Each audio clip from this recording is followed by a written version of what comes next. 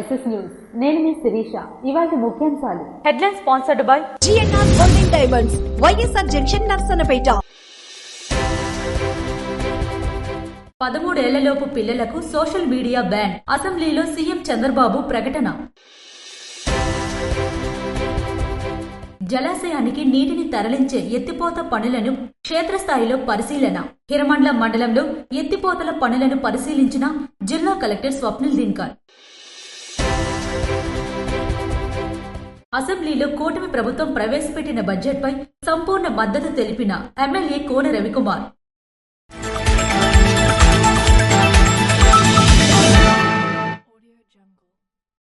పదమూడేళ్లలోపు పిల్లలకు social media ban చేస్తామని CM Chandrababu అసెంబ్లీలో ప్రకటించారు. ఏపీ ప్రభుత్వం సంచలన నిర్ణయం తీసుకుంది. 13 ఏళ్లలోపు పిల్లలకు సోషల్ మీడియా బ్యాన్ చేస్తామని సీఎం చంద్రబాబు అసెంబ్లీలో ప్రకటించారు. మంత్రి నారా లోకేష్ ప్రతిపాదించిన ఈ అంశాన్ని 90 రోజుల్లో అమలు చేసేలా విధి విధానాలు ఖరారు చేస్తామన్నారు. 16 ఏళ్ల వరకు అనేది కూడా చర్చిస్తామన్నారు. అందుకు అందరూ అంగీకరిస్తే ఆ వయసు వారి వరకు కూడా నిషేధం విధిస్తామన్నారు. ఎస్ఎం వల్ల మన పిల్లలు నష్టపోవడానికి వీల్లేదని స్పష్టం చేశారు. అంటే 13 సంవత్సరాలు వయసు లోపల ఉండే వాళ్ళకి సోషల్ మీడియా బ్యాన్ చేస్తే బాగుంటుందని ఒక సూచన వచ్చింది. తప్పకుండా తొందరలోనే 90 డేస్ లో 13 సంవత్సరాల లోపల ఉండేవాళ్లు సోషల్ మీడియాకు అందుబాటు లేకుండా చేసే కార్యక్రమానికి శ్రీకారం చుడతాం. జిల్లా కలెక్టర్ స్వప్నిల్ దినకర్ హిరమండలం మండలంలో పర్యటించి జలాశయానికి నీటిని తరలించే ఎత్తిపోతల పనులను క్షేత్రస్థాయిలో పరిశీలించారు. గొట్టా బ్యారేజ్ వద్ద వంశధార ఎత్తిపోతల పథకం పనులను వేగవంతం చేసి రానున్న ఏప్రిల్ నాటికి పూర్తి చేసేందుకు అన్ని చర్యలు తీసుకుంటున్నట్లు జిల్లా కలెక్టర్ స్వప్నిల్ దినకర్ వెల్లడించారు. శుక్రవారం ఆయన హిరమండలం మండలంలో పర్యటించి జలాశయానికి నీటిని తరలించే ఎత్తిపోతల పనులను క్షేత్రస్థాయిలో పరిశీలించారు. ఈ సందర్భంగా ఆయన మాట్లాడుతూ ఈ పథకానికి సంబంధించిన విద్యుత్ పనులను యుద్ధ ప్రాతిపదికన పూర్తి చేస్తామని, జలాశయం భవిష్యత్తులో జిల్లాకే తలమానికంగా నిలుస్తుందని పేర్కొన్నారు. అంతేకాకుండా హిరమండలం జలాశయ ప్రాంతాన్ని ఒక అద్భుతమైన పర్యాటక కేంద్రంగా తీర్చిదిద్దేందుకు ప్రభుత్వం ప్రత్యేక ప్రణాళికలు సిద్ధం చేస్తుందని ఆయన వెల్లడించారు. జలాశయం మరియు ఉద్యాన ప్రాంతంతో పాటు పలు నియోజకవర్గాలకు శాశ్వత మంచినీటి పరిష్కారం లభిస్తుందని కలెక్టర్ ధీమా వ్యక్తం చేశారు. ఇది ఒక డ్రీమ్ ప్రాజెక్ట్. మనకి హీరామండలం రిజర్వాయర్ ఎప్పుడు నిండలేదు. ఈ Hiramandalam lift irrigation scheme complete అయితే ఖచ్చితంగా దీంట్లో వచ్చే వాటర్ మనం స్టోర్ చేస్తాము. ఇక్కడ నుంచి 2 స్కీమ్స్ రన్ అవుతాయి. ఒకటి హీరామండలం నుంచి ఉద్దానం స్కీమ్, వెనకనే ఉద్దానం మెయిన్ పైప్ లైన్ ఉంది. ఇక్కడ నుంచి ఇప్పటికి ఒక 3 కాన్స్టిట్యుయెన్సీస్ కి మనం వాటర్ పంపిస్తున్నాము. వచ్చే ఈ జల్ జీవన్ మిషన్ ద్వారా అండ్ ఉద్దానం ప్రాజెక్ట్ 2 ద్వారా ఫేజ్ 2 ద్వారా ఇంకా 2 కాన్స్టిట్యుయెన్సీస్ యాడ్ అవుతాయి. అంటే పాతపట్నం ఒకటి యాడ్ అవుతుంది, కొంత నర్సన్పేట టెక్కలి కూడా యాడ్ అవుతుంది. సో కాబట్టి శ్రీకాకుళంకి నిరంతరం ఉన్న ప్రాబ్లం ఈ సబ్ సర్ఫేస్ వాటర్, అలాగే సర్ఫేస్ వాటర్ తీసుకుని మనకి ఈ కిడ్నీ వ్యాధి ఉండొచ్చు, లేకపోతే వేరే ఇంకా గ్రౌండ్ వాటర్ లెవెల్ ఇష్యూస్ ఉండొచ్చు. అదే ఈ స్కీమ్ ద్వారా కంప్లీట్ అంటే పూర్తి మనం చేస్తాం. ఇది కాకుండా ఈ రిజర్వాయర్ అంతా ఒక టూరిస్ట్ డెస్టినేషన్ గా కూడా ఒక మంచి డెవలప్ చేయడానికి ఒక మంచి అవకాశం ఇక్కడ ఉంది. సో పక్కనే ఒక రిజర్వ్ ఫారెస్ట్ ఉంది, ఇక్కడ కొండ ఉంది. ఆ ఫారెస్ట్ డిపార్ట్మెంట్ తో కూడా మాట్లాడి అక్కడ ఈకో టూరిజం కానీ, ఇది కాకుండా దీని వెనక మన మండలంలోనే ఒక 2-3 విలేజెస్ ఉన్నాయి. ఇక్కడ నుంచి చూస్తే కొంచెం కొండల పైన ఉన్నాయి. అక్కడ కూడా ట్రైబల్ హ్యాబిటేషన్స్ లో హోమ్ స్టేస్ కానీ అలాంటి మంచి ఐడియాస్ ఈ ఏరియా వరకు మన దగ్గర ఉంది. సో కాబట్టి ఓవరాల్ డెవలప్మెంట్ ఒకటే వాటర్ కాకుండా టూరిజం కానీ, తర్వాత డ్రింకింగ్ వాటర్ కానీ, ఇరిగేషన్ కానీ అన్ని డెవలప్మెంట్ ఈ ప్రాంతం వల్ల ఈ ప్రాజెక్ట్ వల్ల ఈ ప్రాంతానికి జరుగుతుంది. దీనికోసం స్పెసిఫిక్ గా ఈ విజిట్ మనం ఇక్కడ పెట్టాలి. జలజీవన్ మిషన్ ద్వారా ప్రజలకు మంచినీటి ఇబ్బందులు కలగకుండా చర్యలు తీసుకుంటున్నామని, దీనివల్ల పాతపట్నం, టెక్కలి, నర్సన్నపేట నియోజకవర్గాలకు సాగు, మంచినీటి లభ్యత పెరుగుతుందని వివరించారు. ఈ పనులను నిర్ణీత గడువులోగా పూర్తి చేసి ప్రజలకు అందుబాటులోకి తీసుకురావాలని అధికారులను ఆయన ఆదేశించారు. అసెంబ్లీలో కూటమి ప్రభుత్వం ప్రవేశపెట్టిన బడ్జెట్పై ఎమ్మెల్యే కోన రవికుమార్ తన సంపూర్ణ మద్దతును ప్రకటిస్తూ ధన్యవాదాలు తెలియజేశారు. ఆంధ్రప్రదేశ్ రాష్ట్ర అసెంబ్లీలో కూటమి ప్రభుత్వం ప్రవేశపెట్టిన బడ్జెట్పై జరిగిన చర్చలో భాగంగా ఆమ్దల్వలస ఎమ్మెల్యే మరియు రాష్ట్ర public undertakings committee chairman Kona Ravikumar తన సంపూర్ణ మద్దతును ప్రకటిస్తూ ధన్యవాదాలు తెలియజేశారు. బడ్జెట్లో కేటాయించిన నిధులపై విశ్లేషణాత్మకంగా మాట్లాడిన ఆయన ఈ బడ్జెట్ అన్ని వర్గాల ప్రజలను సంతోషపరుస్తూ అభివృద్ధి దిశగా రాష్ట్రాన్ని ముందుకు తీసుకువెళ్లే విధంగా రూపొందించబడిందని పేర్కొన్నారు. ఈ సందర్భంగా ఆయన మాట్లాడుతూ బీసీ, ఎస్సీ, ఎస్టీ, మైనారిటీ వర్గాల అభ్యున్నతిని దృష్టిలో పెట్టుకుని ప్రభుత్వం బడ్జెట్లో అధిక నిధులు కేటాయించడం అభినందనీయమని తెలిపారు. సామాజిక న్యాయం మరియు సమగ్ర అభివృద్ధి లక్ష్యంగా ప్రభుత్వం రూపొందించిన ఈ బడ్జెట్ నిజమైన ప్రజాహిత బడ్జెట్ అని ఆయన పేర్కొన్నారు. అలాగే రాష్ట్రంలో సంక్షేమ పథకాలు అమలులో ఆంధ్రప్రదేశ్ ప్రభుత్వం దేశానికి ఆదర్శంగా నిలుస్తుందని అన్నారు. సంవత్సరానికి సుమారు 33,000 కోట్ల వ్యయంతో 65 లక్షల మంది లబ్ధిదారులకు పింఛన్లు అందజేస్తున్న ఏకైక ప్రభుత్వం భారతదేశంలో ఆంధ్రప్రదేశ్ మాత్రమే అని ఆయన గర్వంగా తెలిపారు. గౌరవ మంత్రి గారు ప్రవేశపెట్టినటువంటి అప్రాప్రియేషన్ బిల్ని సమర్థిస్తూనే ఈరోజు రాష్ట్రంలో రైతులు, యువత, మహిళలు, బలహీన వర్గాలు అన్ని వర్గాల సంక్షేమం, అన్ని ప్రాంతాల అభివృద్ధి ఒక జోడెద్దుల బండిలా నడిచేదానికి ఒక రోడ్ మ్యాప్ గా నిలిచేటటువంటి బడ్జెట్ అధ్యక్ష. ఈరోజు సూపర్ 6 హామీలు అమలు చేస్తున్నాయి. ఈరోజు ఇందాక గౌరవ ఉప ముఖ్యమంత్రి గారు చెప్పారు అధ్యక్ష, పెన్షన్ల కోసం ఏడాదికి 33,000 కోట్ల రూపాయలు, అంటే 5 సంవత్సరాల్లోనే 1,70,000 కోట్ల రూపాయలు ఒక్క పింఛన్ల రూపంలోనే ఈ రాష్ట్రంలో ఉన్నటువంటి ఏడాదికి 65 లక్షల మందికి నిరుపేదలకి అందిస్తున్నటువంటి ప్రభుత్వం అధ్యక్ష. అంటే జగన్మోహన్ రెడ్డి గారు సిద్ధమని చెప్పి సభలు పెట్టి ఆ రోజు చెప్పేవాడు అధ్యక్ష, నేను 1,70,000 కోట్ల రూపాయలు డీబీటీ ద్వారా ఇచ్చారని. అన్ని పథకాలు కలిపితే నువ్వు ఇచ్చావు. ఆ రోజు ఆ ప్రభుత్వం అన్ని పథకాలు కలిపి 1,70,000 కోట్లు ఇచ్చారు. ఈ రోజు ఈ కూటమి ప్రభుత్వం, చంద్రబాబు నాయుడు గారి నాయకత్వంలో కలిగిన ప్రభుత్వం ఈ రోజు ఒకే ఒక్క పింఛన్లలోనే 1,70,000 కోట్ల రూపాయలు పేద ప్రజానీకానికి అందిస్తున్నటువంటి ప్రభుత్వం ఈ కూటమి ప్రభుత్వం అని చెప్పి ఈ సందర్భంగా తెలియజేస్తున్నాను అధ్యక్ష. ప్రజల ఆశయాలకు అనుగుణంగా రూపొందించిన ఈ బడ్జెట్ రాష్ట్ర అభివృద్ధికి బలమైన పునాది వేస్తుందని ముఖ్యమంత్రి మరియు ఆర్థిక మంత్రి, డిప్యూటీ సీఎం, విద్యాశాఖ మంత్రికి, కూటమి ప్రభుత్వానికి ఈ సందర్భంగా తన హృదయపూర్వక ధన్యవాదాలు తెలియజేస్తున్నానని కోన రవికుమార్ తెలిపారు. తిరుమల శ్రీవారిని దర్శించుకున్న తెలంగాణ జాగృతి అధ్యక్షురాలు కవిత 4 ఏళ్లుగా తాను పడుతున్న మనోవేదన వెంకటేశ్వర స్వామి దయతో తీరిందని తెలంగాణ జాగృతి అధ్యక్షురాలు కవిత అన్నారు. తిరుమల శ్రీవారిని ఆమె దర్శించుకున్నారు.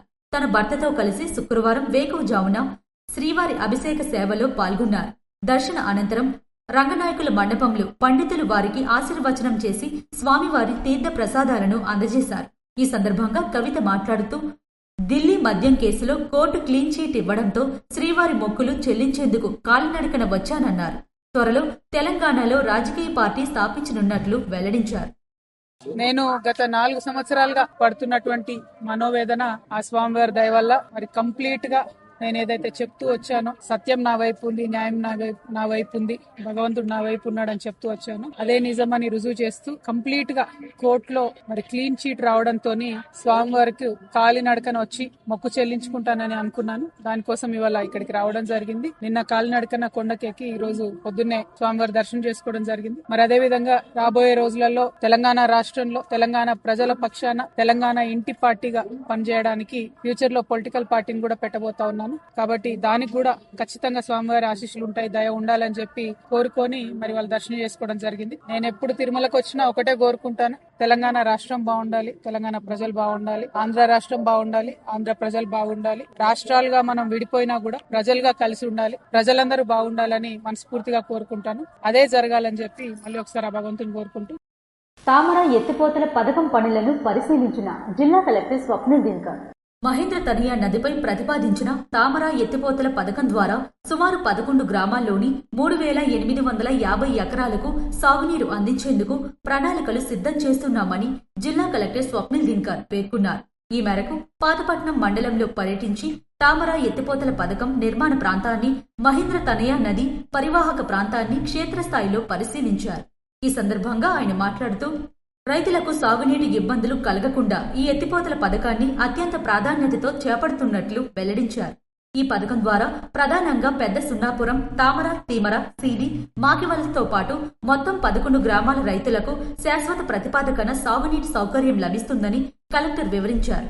మహేంద్ర తనయా నది నుంచి నీటిని సమర్థవంతంగా మళ్లించడం ద్వారా ఆయా గ్రామాల్లోని భూములు సస్యశ్యామలం అవుతాయని, ఇందుకు సంబంధించిన సాంకేతిక అంశాలను పరిశీలించి త్వరితగతిన నివేదికలు అందించాలని అధికారులను ఆదేశించారు. క్షేత్రస్థాయిలో పనులు వేగవంతం చేసి రైతులకు సాగునీటి భరోసా కల్పిస్తామని ఆయన ఈ సందర్భంగా స్పష్టం చేశారు. శ్రీకాకుళం నగరంలోని ఆర్ట్స్ కళాశాల రోడ్డులో శ్రీ లోటస్ అడ్వాన్స్డ్ ఆసుపత్రిని డిఎంహెచ్ఓ అనితతో కలిసి డాక్టర్ దానెట్ శ్రీధర్ ప్రారంభించారు. అత్యవసర అత్యాధునిక వైద్య సేవలను శ్రీకాకుళం జిల్లా ప్రజలకు అందించేందుకే Sri lotus advanced critical care ఆసుపత్రిని ఏర్పాటు చేశారని ప్రముఖ గైనిక్ వైద్య నిపుణులు డాక్టర్ దానెట్ శ్రీధర్ అన్నారు. నగరంలోని ఆర్ట్స్ కళాశాల రోడ్లో శుక్రవారం శ్రీ లోటస్ అడ్వాన్స్డ్ ఆసుపత్రిని డిఎంహెచ్ఓ అనితతో కలిసి డాక్టర్ దానెట్ శ్రీధర్ ప్రారంభించారు. ఈ సందర్భంగా డాక్టర్ దానెట్ శ్రీధర్ మాట్లాడుతూ జిల్లాలోనే తొలిసారి ఇటువంటి క్రిటికల్ కేర్ ఆసుపత్రి ఏర్పాటు చేయడంపై డాక్టర్ సందీప్ ను అభినందించారు. సామాన్య మధ్యతరగతి ప్రజలకు అందుబాటులో ఉండేలా అతి తక్కువ ఖర్చుకే అత్యవసర వైద్య సేవలు అందజేయాలన్న సందీప్ ఆలోచన గొప్పదని కొనియాడారు. డిఎంహెచ్ఓ అనితతో కలిసి ఆసుపత్రిలో సౌకర్యాలను పరిశీలించారు. కార్పొరేట్ ఆసుపత్రికి దీటుగా సౌకర్యాలు, వసతులు ఏర్పాటు చేశారని తెలిపారు. శ్రీకాకుళం లాంటి మారుమూల జిల్లాల్లో కూడా ఇటువంటి ఆసుపత్రిని నెలకొల్పడం ధైర్యంతో కూడుకుందన్నారు. ఈ సందర్భంగా గురుగుబిల్లి సందీప్ చిన్నపిల్ల వైద్య నిపుణులు స్నేహలత దంపతులను, వైద్య బృందాన్ని అభినందించారు. అనంతరం MD Apollo Chennai, MRCPI chief consultant critical care medicine doctor Gurugubilli Sandeep మాట్లాడుతూ గత 7 సంవత్సరాలుగా అనేక కార్పొరేట్ ఆసుపత్రుల్లో పనిచేసి ఇప్పుడు సొంతంగా ఏర్పాటు చేశామని చెప్పారు. ప్రజలు ఐసీయూలో చేరిన తరువాత అధిక మొత్తంలో వ్యయం అందజేయాల్సి పరిస్థితి నెలకొందన్నారు. వారికి అందుబాటులో అతి తక్కువ ఖర్చుకే వైద్య సేవలు అందించాలన్న లక్ష్యంతో ఏర్పాటు చేశామని తెలిపారు. అంతర్జాతీయ మహిళా దినోత్సవం పురస్కరించుకుని మెడికవర్ ఆసుపత్రిలో మెగా రక్తదాన శిబిరం నిర్వహించారు. రక్తదాతలు ప్రాణదాతలతో సమానమని, ఆపద సమయంలో రక్తదానం చేసి ప్రాణాలు కాపాడేవారు ప్రాణదాతలవుతారని హెల్పింగ్ ఆర్ట్స్ వ్యవస్థాపక అధ్యక్షురాలు ఎస్ రాజకుమారి అన్నారు. అంతర్జాతీయ మహిళా దినోత్సవం పురస్కరించుకుని శుక్రవారం శ్రీకాకుళం నగరంలోని మెడికవర్ ఆసుపత్రిలో మెగా రక్తదాన శిబిరాన్ని నిర్వహించారు. ముందుగా కేక్ కట్ చేసి మహిళలకు అంతర్జాతీయ దినోత్సవ శుభాకాంక్షలు తెలియజేశారు. ఈ సందర్భంగా ఆమె మాట్లాడుతూ ఇటీవల కాలంలో మహిళలకు ఆరోగ్య సంబంధిత వ్యాధులు ఎక్కువగా ప్రబలుతున్నాయని ఆవేదన వ్యక్తం చేశారు. దైనందిన జీవితంలో మహిళలు కుటుంబ సభ్యుల ఆరోగ్యం కోసం పట్టించుకుంటారు తప్ప వారి ఆరోగ్యం కోసం ఆలోచన చేయడం లేదని తెలిపారు. మహిళలు ఆరోగ్యంగా ఉంటేనే ఆ కుటుంబం బాగుంటుందని, తద్వారా సమాజం బాగుంటుందన్నారు. కాబట్టి మహిళ తమ ఆరోగ్యం పట్ల ఎప్పుడూ అశ్రద్ధ వహించొద్దని ఈ సందర్భంగా మహిళలకు పిలుపునిచ్చారు. మనిషి ప్రాణాలను నిలిపే రక్తం ప్రాణాపాయ స్థితిలో అందక చనిపోయిన వారి సంఖ్య చాలానే ఉంటుందని ఆమె చెప్పారు. ఒక వ్యక్తి ఇచ్చే రక్తదానం 3 ప్రాణాలను కాపాడుతుందని, ఇది అత్యవసర పరిస్థితుల్లో, ఆపరేషన్లు, ప్రమాదాల సమయంలో రోగులకు కొత్త జీవితాన్ని ఇస్తుందని, రక్తదానం రక్త కణాల ఉత్పత్తిని ప్రేరేపించి దాతల రోగ నిరోధక శక్తిని పెంచడంలో సహాయపడుతుందని వివరించారు. అలాంటి పరిస్థితుల్లో ఉన్నవారితో తమకు బంధుత్వాలు లేకున్నా తమ రక్తాన్ని పెంచి రక్తబంధాన్ని కలుపుకుంటూ తమదైన రీతిలో సమాజానికి సేవ చేస్తున్న వారే రక్తదాతలని కొనియాడారు. లక్షల కోట్లు ఖర్చు చేసిన కృత్రిమంగా తయారు చేయలేని రక్తాన్ని దాతలు మాత్రమే ఇవ్వగలరని చెప్పారు. న్యూ శ్రీకాకుళం బ్లడ్ బ్యాంక్ అధినేత మణికంఠ మాట్లాడుతూ అనుమానాలు, అపోహలకు పోయి రక్తదానం చేయడానికి ముందుకు రాని చాలా మందిలో రక్తదానం మూలంగా ఎలాంటి ఇబ్బందులు లేవనే నమ్మకాన్ని కలిగిస్తున్నామని చెప్పారు. తాము చేస్తూ మరొకరితో చేయిస్తూ క్షతగాత్రుల ప్రాణాలు కాపాడుతున్నామని చెప్పారు. Medicover centre head Sagarika, gynaecologist doctor Balaga Rajani, general physician K లావణ్యలు మాట్లాడుతూ మహిళల్లో వ్యాధులను ముందుగా గుర్తించి వ్యాధుల పట్ల వారికి అవగాహన కల్పించి 6-7 తేదీలలో ఉచితంగా ఓపీ నిర్వహిస్తున్నట్లు చెప్పారు. అదేవిధంగా 50% రాయితీతో మహిళలకు ల్యాబ్ పరీక్షలు కూడా చేయడం జరుగుతుందని వివరించారు. ముఖ్యంగా మహిళల్లో ఇటీవల అధికంగా ప్రబలుతున్న గర్భాశయ క్యాన్సర్ పై అవగాహన కల్పించడం, గర్భాశయ క్యాన్సర్ నిర్ధారక పరీక్ష ఉచితంగా చేయబడుతుందని చెప్పారు. ఈ అవకాశాన్ని మహిళలు వినియోగించుకోవాలని కోరారు. తెలుగు రాష్ట్రాల ముఖ్యమంత్రులు అనుసరిస్తున్న దళిత వ్యతిరేక విధానాలను మానుకోవాలని మాల మహానాడు జాతీయ అధ్యక్షులు రత్నాకర్ పేర్కొన్నారు. ఆంధ్ర, తెలంగాణ రాష్ట్రాల ముఖ్యమంత్రులు అనుసరిస్తున్న దళిత వ్యతిరేక విధానాలను మానుకోవాలని మాల మహానాడు జాతీయ అధ్యక్షుడు ఆర్ఎస్ రత్నాకర్ పేర్కొన్నారు. శ్రీకాకుళం జిల్లా ఇచ్చాపురం బ్రాడర్ క్లబ్ హాల్లో రాష్ట్ర ప్రభుత్వాలు అనుసరిస్తున్న దళిత వ్యతిరేక విధానాలపై మీడియా సమావేశం నిర్వహించారు. ఈ సందర్భంగా రత్నాకర్ మాట్లాడుతూ చంద్రబాబు, రేవంత్ రెడ్డిలు దళితుల మధ్య చిచ్చు పెడుతున్నారని ఆరోపించారు. ప్రభుత్వ సంక్షేమ పథకాలపై విడుదల చేసిన జీవో నెంబర్ 25ను రద్దు చేయాలని డిమాండ్ చేశారు. ఎస్సీలను వర్గీకరించే అధికారం పార్లమెంటుకు మాత్రమే ఉందని, రాష్ట్ర ప్రభుత్వాలకు లేదన్నారు. ఎస్సీ వర్గీకరణ పేరుతో దళితుల ఐక్యతపై దేశవ్యాప్తంగా అతిపెద్ద రాజకీయ కుట్ర జరుగుతుందన్నారు. దళితులు రాజ్యాధికారం సాధించే దిశగా చర్యలు చేపట్టాలని పిలుపునిచ్చారు.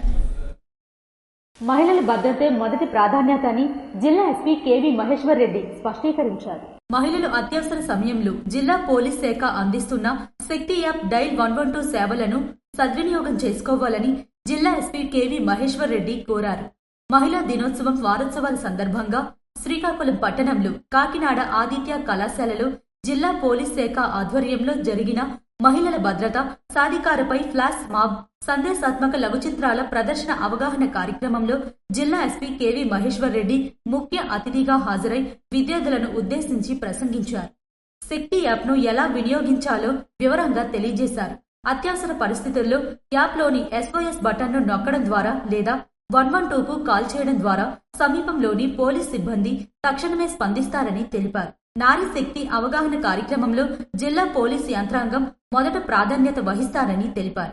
శక్తి యాప్ ద్వారా మహిళల భద్రత మరింత బలోపేతమవుతుందని, అత్యవసర ప్రమాద పరిస్థితుల్లో వేగవంతమైన సహాయం అందుబాటులో ఉంటుందని వివరించారు. ప్రతి మగవాడి జీవితంలో ఏదో ఒక దశలో మహిళలు వెన్నుదన్నుగా నిలుస్తారని, కుటుంబం నుండి సమాజం వరకు మగవారి అభివృద్ధిలో మహిళల పాత్ర అత్యంత ప్రాముఖ్యమని ఎస్పీ పేర్కొన్నారు. విద్యార్థులు తమ సమస్యలను నిర్భయంగా తెలియజేయాలని, పోలీసులు ఎల్లప్పుడూ సహాయానికి సిద్ధంగా ఉంటారని హామీ ఇచ్చారు. జిల్లాలో మహిళల సాధికారత, భద్రత లక్ష్యంగా ఇటువంటి అవగాహన కార్యక్రమాలు కొనసాగుతాయని ఎస్పీ తెలిపారు. ఈ కార్యక్రమంలో టౌన్ డీఎస్పీ వివేకానంద, ఇన్స్పెక్టర్లు పైడపు నాయుడు, మహిళా పోలీస్ సిబ్బంది, విద్యార్థులు పెద్ద సంఖ్యలో పాల్గొన్నారు. నగరంలో డయేరియా ప్రభావం పూర్తిగా తగ్గుముఖం పట్టేంత వరకు పారిశుద్ధ్య పనుల్లో ఎక్కడా అలసత్వం వహించకూడదని జిల్లా జాయింట్ కలెక్టర్ ఫర్మాన్ అహ్మద్ ఖాన్ పారిశుద్ధ్య కార్మికులను ఆదేశించారు. నగరంలో డయేరియా ప్రభావం పూర్తిగా తగ్గుముఖం పట్టేంత వరకు పారిశుద్ధ్య పనుల్లో ఎక్కడా అలసత్వం వహించకూడదని జిల్లా జాయింట్ కలెక్టర్, నగరపాలక సంస్థ ఇన్ఛార్జ్ కమిషనర్ ఫర్మాన్ అహ్మద్ ఖాన్ సిబ్బందిని ఆదేశించారు. ఈ మేరకు నగరంలోని మండల వీధి, గుజరాతీపేట సహా పలు ప్రభావిత ప్రాంతాల్లో పర్యటించారు. క్షేత్రస్థాయిలో మురుగు కాలువల పూడికతీత పనులను స్వయంగా పరిశీలించి నీటి ప్రవాహానికి అడ్డంకులు లేకుండా నిరంతరం క్లియర్ చేయాలని అధికారులకు దిశానిర్దేశం చేశారు. నగరపాలక సంస్థ విడుదల చేసిన గురువారం నాటి పారిశుద్ధ్య నివేదిక ప్రకారం పనులు యుద్ధ ప్రాతిపదికన కొనసాగుతున్నాయన్నారు. ఈ ప్రక్షాళనలో భాగంగా గురువారం 5 ట్రాక్టర్లు, 3 జేసీబీలను రంగంలోకి దించి 21 ట్రిప్పుల ద్వారా మొత్తం 34 టన్నుల పూడిక, 6 టన్నుల చెత్తను కలిపి మొత్తం 40 టన్నుల వ్యర్థాలను నగర వెలుపలికి తరలించారు. మురుగునీరు నిల్వ ఉండకుండా సుమారు 1.3 కిలోమీటర్ల మేర కాలువల్లో పూడికను పూర్తిస్థాయిలో తొలగించారు. పర్యటనలో భాగంగా ఇన్ఛార్జ్ కమిషనర్ మాట్లాడుతూ పారిశుద్ధ్య సిబ్బంది ప్రతిరోజు నిర్దేశిత సమయానికి విధులకు హాజరై వార్డులను పరిశుభ్రంగా ఉంచాలని సూచించారు. ముఖ్యంగా డయేరియా ప్రభావిత వీధుల్లో బ్లీచింగ్ చల్లడం, క్లోరినేషన్ ప్రక్రియను నిరంతరం పర్యవేక్షించాలని అధికారులను కోరారు. ఆరోగ్యం విషయంలో ఎటువంటి నిర్లక్ష్యం వహించినా సంబంధిత సిబ్బందిపై కఠిన చర్యలు తీసుకుంటామని ఆయన ఈ సందర్భంగా హెచ్చరించారు. గుజరాత్లోని సూరత్లో ఘోర రోడ్డు ప్రమాదం జరిగింది. అతి వేగంతో వచ్చిన ఒక మోటార్ సైకిల్ ఎదురుగా వస్తున్న మరో బైక్ ని బలంగా ఢీకొట్టింది. ఈ ప్రమాదంలో ఒక బైక్ రైడర్ తీవ్రంగా గాయపడగా చికిత్స పొందుతూ ఆసుపత్రిలో మృతి చెందాడు. ప్రాథమిక సమాచారం ప్రకారం అతి వేగమే ఈ ప్రమాదానికి ప్రధాన కారణమని తెలుస్తుంది. పోలీసులు కేసు నమోదు చేసి మృతదేహాన్ని పోస్టుమార్టం నిమిత్తం తరలించారు. ఈ ఘటన స్థానిక సీసీటీవీ కెమెరాల్లో రికార్డైంది. అస్సాంలో కుప్పకూలిన సుఖోయి 30 MKI యుద్ధ విమానం. అస్సాంలోని జార్ఘట్ నుంచి శిక్షణలో భాగంగా గురువారం సాయంత్రం బయలుదేరిన సుఖోయి 30 MKI యుద్ధ విమానం కర్బీ ఆంగ్లాంగ్ జిల్లా సమీపంలో కూలిపోయింది. భారత వైమానిక దళం ఈ విషయాన్ని ధృవీకరించింది. విమాన శకలాలను గుర్తించిన అధికారులు విమానంలోని 2 పైలట్ల ఆచూకీ కోసం ముమ్మరంగా గాలిస్తున్నారు. ప్రమాదానికి గల కారణాలపై వైమానిక దళం దర్యాప్తుకు ఆదేశించింది. ఇవి ఈనాటి వార్తలు. మరిన్ని వార్తలతో మళ్ళీ కలుద్దాం. చూస్తూనే ఉండండి SS న్యూస్.